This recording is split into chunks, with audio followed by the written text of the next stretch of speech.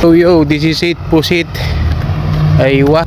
Eto, may dala na tayong maganda-gandang pang fishing. Doon tayo pupunta sa dulo.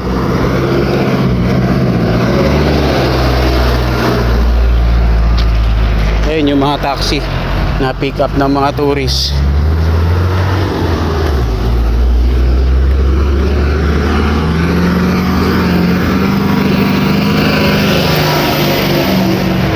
Ayun, dami puno.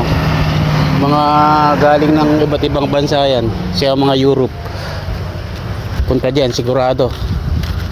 Dito lang pwede na mag-fishing eh. Pero doon tayo sa bandaran. Sa huning. And diyan nakasakay yun sa may cruise na yan. Ganda ng tubig oh. Dito lang pwede na. Pero hindi tayo pwesto rito. May isla rin dyan. Doon nga sa pinagpupwestuhan ko. Wah, malapit na tayo.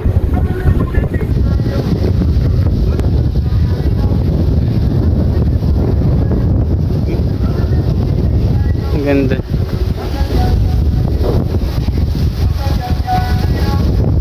Pero doon pa tayo, ayan.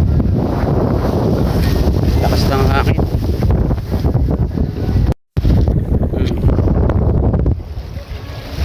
Medyo mulimlim ang panahon.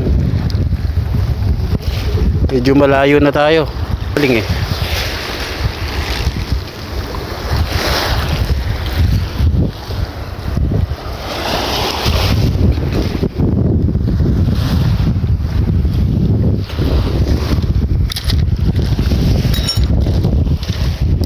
At eto na nga po, fast forward ko na po para po mas mabilis. Baka mainip na po kayo eh. Pagdating ko nga po dito sa may bandang dulo sinetap ko na po itong aking pamingwit at inilabas na natin yung ating mga baon na alak at saka po yung ating pagkain dahil alam kong gugutumin ako dito at matagal-tagal ang paghihintay natin pangingisda po.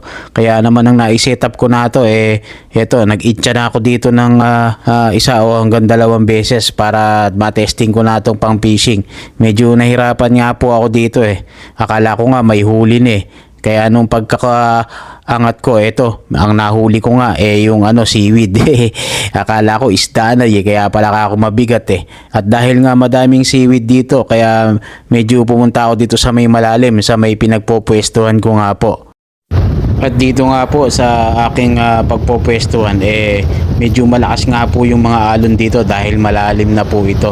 Dahil nga po dito nadaan yung ibang mga cruise ship tulad po na yan na nakikita nyo po. Kaya po nung naisetup ko na ulit tong pang-fishing ko, nainom lang po ako saglit ng tubig dahil nga po mainit na po ng mga time po na yan. Kaya ilang beses nga po ako nag-itcha dito sa mas malayo at mas malalim. Kaya sa pagpipishing talagang patient ang kailangan mo. Kaya nga nakahuli na naman ako ng seaweed. Dahil nga marami nga pong seaweed dito sa banda ritong babaw. Kaya initcha ko po ulit sa mas malalim at sa mas malayo para mas marami tayong maabot na isda. Kaya lang ala pa rin tayong mahuli. Ganun talaga Kaya tiyaga-tiyaga lang tayo. Pasaan ba't may mahuhuli rin. Ganun talaga ang buhay parang weather lang. Basta yun na yun. Kaya habang naghihintay tayo na may mahuhuli, biglang lumakas yung alon at yun nga kinuha ko yung aking bag dahil nga po tatangayin sa lakas nga po ng alon.